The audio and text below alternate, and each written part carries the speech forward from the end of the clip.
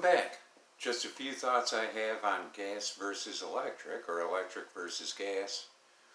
It's all up to each individual person what works for them. But what I see personally is the fact that the gas vehicle can be replenished with energy up to 100% with no bad effects to the drivetrain or the operating system, where an EV can only be charged, at least what I've read is, do not charge on a regular basis above 80%, which is, for me, at this point, I want to clarify, at this point, is not good. Now, yes, I could park in my garage and charge overnight and never see another gas station, but let's look at the big picture. Folks who live in older apartments or manufactured home parks or older condos that would undergo massive amounts of expense to upgrade wiring if possible to allow for EV charging stations. So those individuals would be having to go and find somewhere to charge, and they'd be, say, to get to the nearest charging station and to charge up, let's say 45 minutes for a random number, until the charging network is more similar to gas stations where they are more plentiful. Now, at a gas station, pull in, if there's a bit of a line, you can still be out in 15-20 minutes at the most. And typically, depending on time of day, pull up to the pump, fill up, you're on your way in a short time.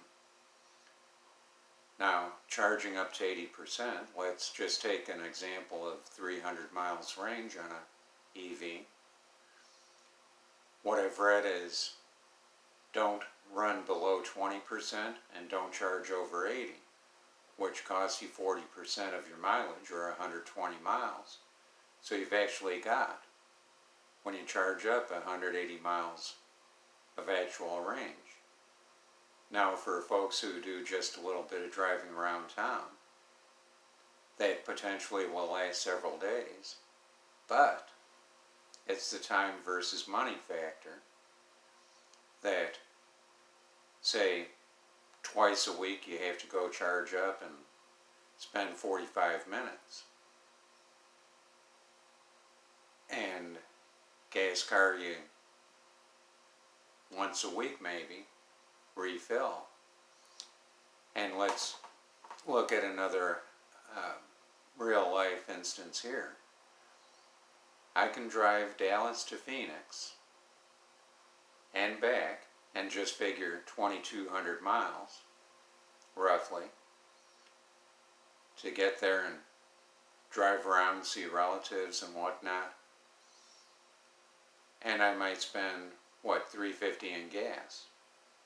But I only make 3 stops for fuel on the way to and from Phoenix: Midland, El Paso, and Tucson.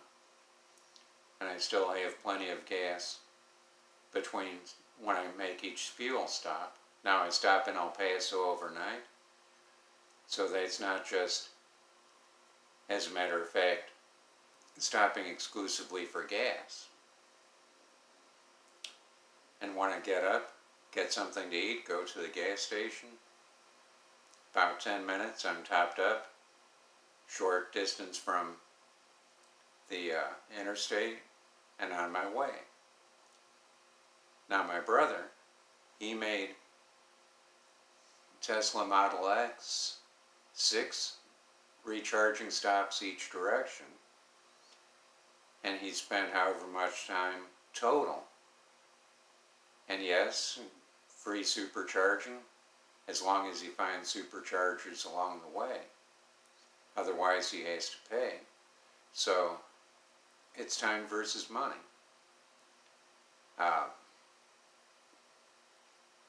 In fact, I should have done the math, but 35 miles a gallon, 2,100 miles. Let's say 30 would be 70 gallons, 2,100 miles. 35 would be 65 gallons at 70 gallons. At an average of 4 would be 280 round trip. So around 220 at 35 miles per gallon. But the time I'm saving is a factor there. Now if you hit blazing heat, as we've had here in Dallas, you're pre-cooling your electric vehicle, and that, I guess, would cut your range down from your 180 to whatever.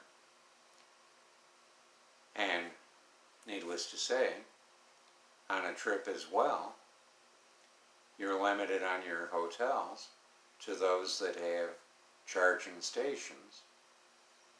Where I live, there's one hotel with a charging station, so you have one option where you can spend the night, or where you can stay for your visit from Phoenix. But with the gas vehicle, take your pick, any hotel, and there's usually gas stations nearby. So if I want, I can fill up when I get into town or get to the hotel. My preferred is to just get to the hotel, get something to eat, and get a good night of rest. Get up, get something for breakfast, get to the gas station, top up, hit the interstate. Now, my understanding as well is that the weight of the EVs, just from what I've looked up on the websites, is that, in fact, Teslas require tires every 25 to 30,000 miles. And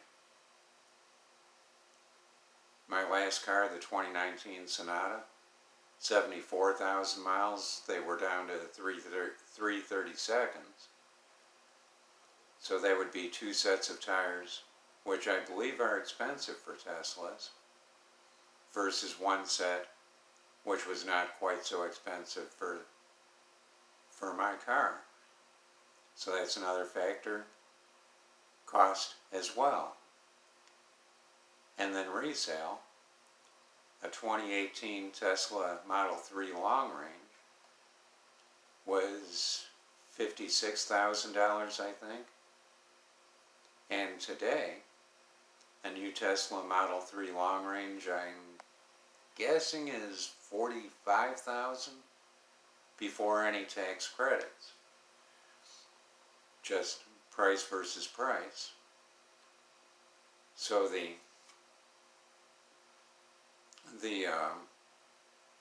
resale on a 2018 Tesla Model 3, I'd guess would be around $25,000. So in that case, you've lost $30,000 between 2018 and 2023. Now, granted, my Sonata SEL was not equipped to the same level as the Tesla, but the sticker on the Sonata was 24.2 had I bought it new, which I didn't. Or no, 25.2, excuse me. And just recently, in today's crazy market, I got 14 out of it. In 3 years, just 10,000 in depreciation. Let's go to my 2017 Sonata Hybrid. Kind of go in between here. It had a sticker of roughly 24.5, 25. And today, I could get, probably 10. So, in 6 years, I've had 15,000 in depreciation. That's another factor to consider. So just some random thoughts I have It's whatever works for each person. I'm not anti-EV. I'm not pro-EV. Just presenting some of my personal thoughts, EV or gas. Thanks for watching. See you next time.